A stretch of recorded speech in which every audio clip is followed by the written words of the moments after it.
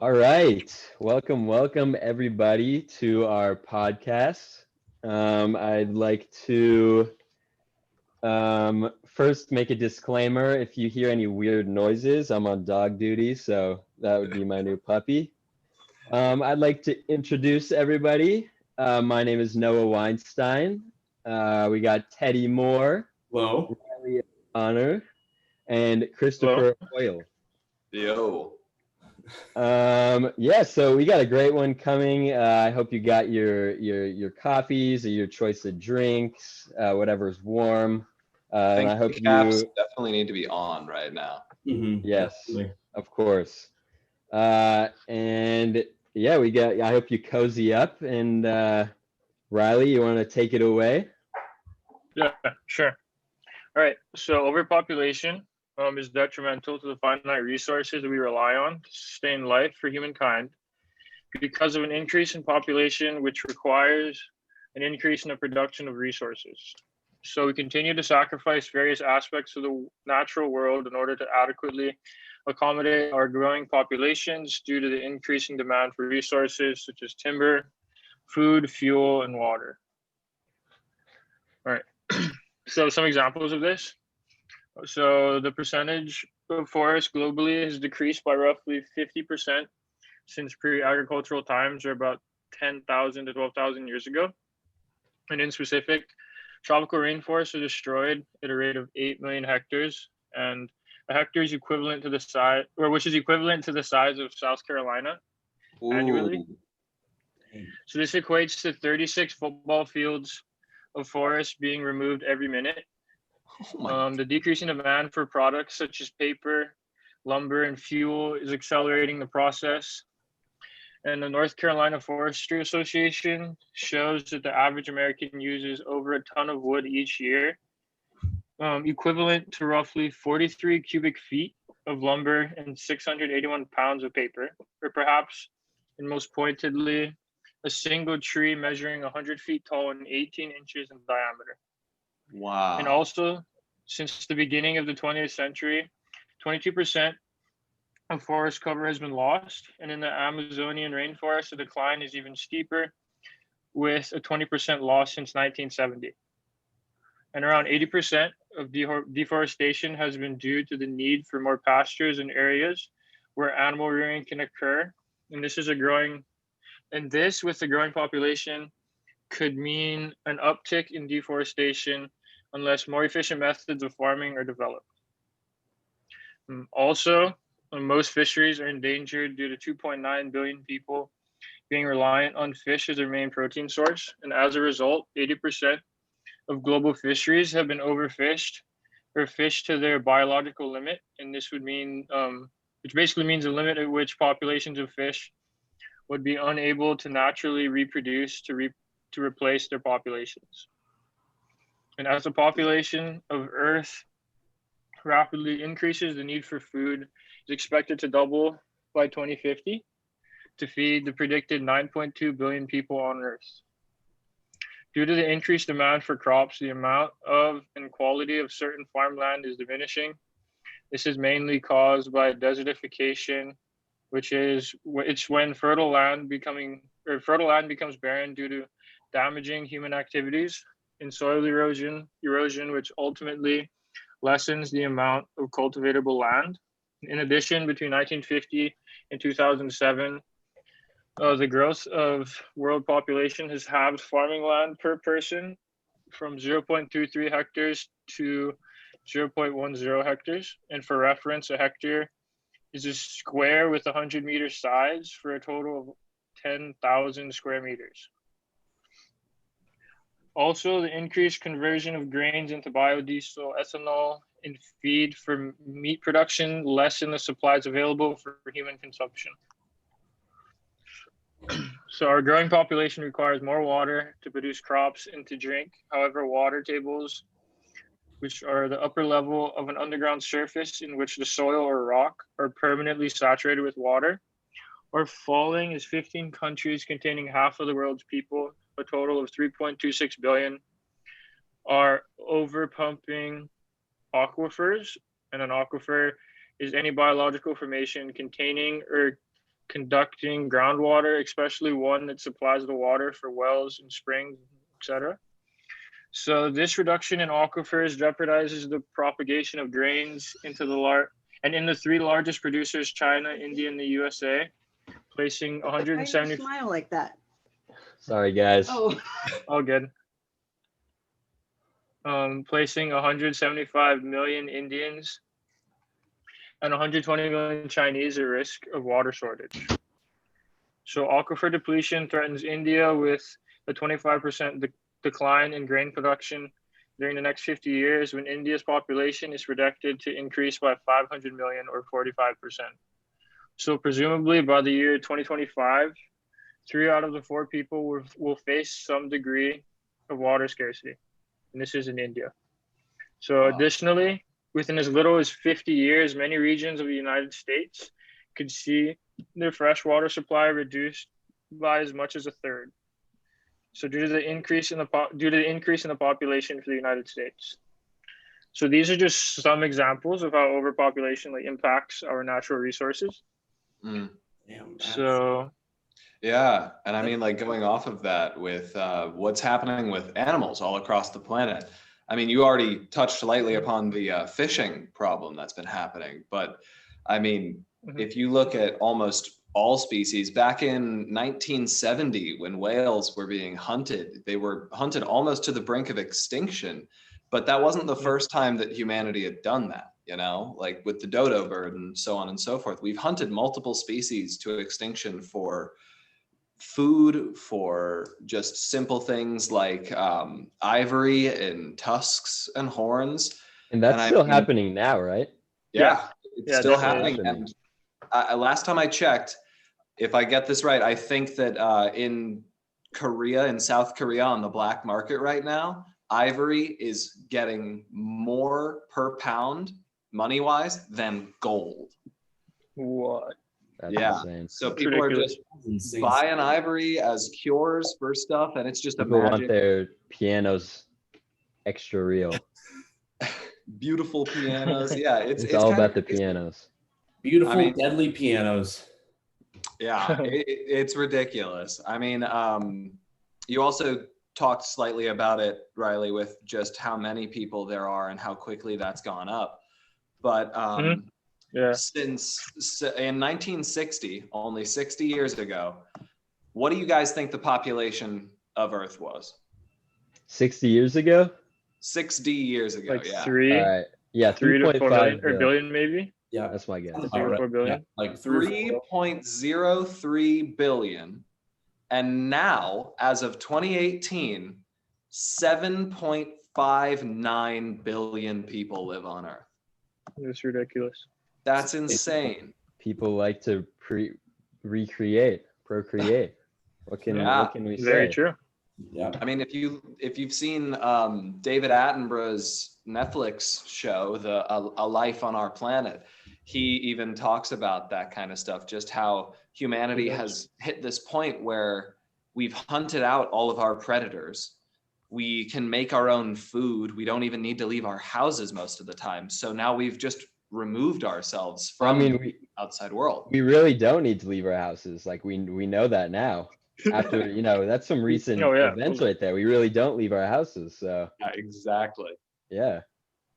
I mean, as much as you want to, is totally possible to just live your entire life in your house. It'll be completely. At this point, absolutely. Yeah. It's kind of crazy. And I mean, when you think about it, especially now, think about how many people are buying things, and every time they buy something, it comes in a package. That package is either plastic or it's cardboard, which is from a tree. There's so many things like that every single day that you don't even think about, Yep. Totally true. Crazy. And now that we literally are ordering everything to home. Everything. Mm-hmm. Everything's coming in a package or in a box or in something. So you guys ever get those packages where it's like a huge box, and then on the inside, it's like a package like this big. And I'm just like, what was the point of the big box?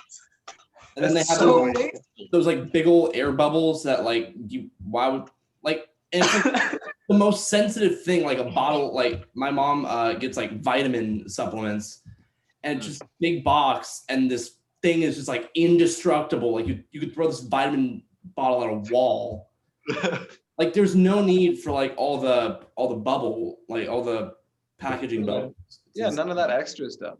And I mean, I don't know how expensive that must be to manufacture, but I mean, I'm sure it's cheaper to not manufacture all of that extra crap. Well, I don't think Jeff Bezos at definitely this point, like if we're talking from an doesn't Amazon care. standpoint, he probably doesn't really care. He's just like, you know what? I can spend that Oh, yeah, money. that man doesn't care about Let's spending go. money. You get cardboard. You get cardboard. Let's go. Honestly. Environment. Yeah. I guess while we're talking like a sorry, I got off that on that tangent, but like since I started talking about that, we might as well get into like the financial standpoint, just because like there's so many people and like there aren't really that many jobs anymore, just because like there's nothing that we can really create anymore. There's like it's kind of hard to build, like it's hard to build things, is like housing and construction prices have gone through the roof. Right. And it's just like it's so hard for people to have like a living wage and like support their families. And because families like are so big and like since there's so many people, it's hard to like get people to have good lives to where they can actually like feed their families and have like comfortable jobs and have comfortable living situations. It's like it's getting to be insane. Yeah. And especially I mean, I mean, if you look at it back when my grandfather and I were talking about this, back when he was going to college, if he worked a minimum wage job on top of going to school, that job would pay off his college by the time he graduated. If we work a minimum wage job, not even close, we still graduate with $100,000-$200,000 in debt. Like, yep. You better pray for those people are praying for scholarships. That's insane. Spending hours and hours doing the online forms of please give me money so I can go to school. Yeah. Yep. Insane. Well, I guess like when we're talking about like like my mom, like she worked above and beyond to like get to college, and like I don't know what she was working for a car dealership, but she was able to have like a really like a good college career because of that job. But it was insane because like she was working all these hours and her friends were like she just couldn't have a social life. Mm-hmm. And I know that's so hard now, you know, like with extracurriculars, we're required to do them in a lot of instances. So we can't, you know, we finish up school, which they're giving us more work than ever, go to a job, and then on top of that, do the thing you want to do / love to do. And it's just so exhausting. Yeah. Very true. Well, have we covered all the bases? I feel like maybe we should do like a quick reflection, like how yeah, I have one thing I'd like to bring up real quick. Do we I know in the past there's been like attempts to kind of solve this issue. For example, China and their one kid policy, stuff like that, which I think is a terrible idea. I think it's awful. That's another discussion. But do you guys know of any other solutions that you've heard or anything new that you can think of that would help solve this kind of crisis that we're heading towards? I don't know if it would solve it, but or help it definitely, out. Trying to make adoption more mainstream. Mm-hmm. You know, rather than making it like, oh, you're adopted. It's like, yeah. No, adoption is like I every summer I go up to Idaho, and one of the families that we're really good friends with, the mom, I think now she's adopted over 10 children, and like all of them are just the greatest kids, and like it's just like an amazing service. And I think that more people should try to get into it if you're like okay with it. I just know a lot of people would like their own families, especially like with religious beliefs. So it'd be kind of hard to like transition those people into that mindset. But Yeah, and also like especially with celebrities Mhm. trying to, I don't want to say flex the fact that they've adopted kids, but you know, they use that as a thing to be like, see, I am charitable, I am giving back. And so it gets a bad rap for that kind of stuff. Even though it like, sure, they're doing it for clout, but like a regular person, if you're debating between, man, do I want to go through the whole process, or is there a child that I could adopt and do that kind of thing with, you know? It's a very interesting idea, and it's something that I think will help. It'll definitely help the situation. It just needs to be more socially accepted, I believe. You can maybe catch yourself a Beth Harmon. Yeah, Queen's Gambit. I got you. Great show.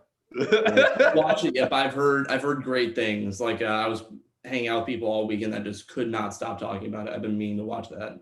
I thought their filming was better than their writing, but overall it was a pretty darn good show. And thank God they can do their chess montages well, because that was like 50% of it. Honestly. Yeah.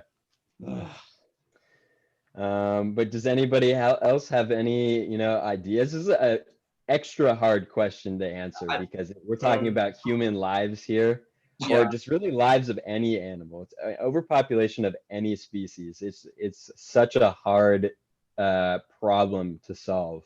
Well, yeah. So I can't. I personally,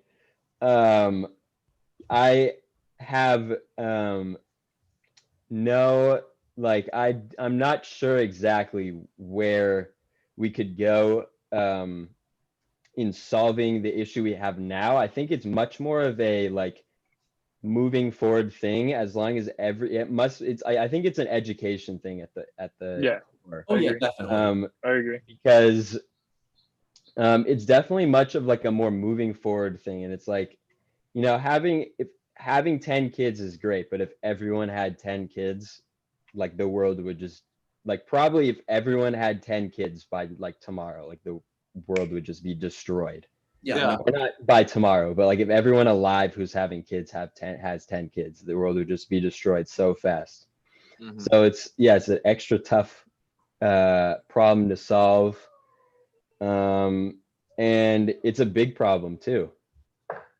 Huge problem. I mean, as we've just talked about, it's a huge problem. So yeah.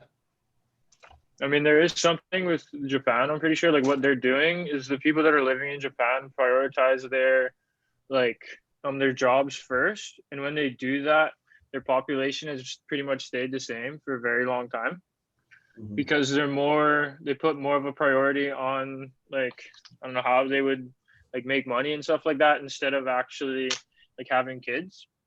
So that's interesting. And that just comes with being more educated. Like, I can't remember who specifically brought it up, but the more educated like our population becomes, and the more that I feel like people would realize they don't need to actually have children, not have children, but realize it's not as like important as you would think. Like having a big family. Yeah.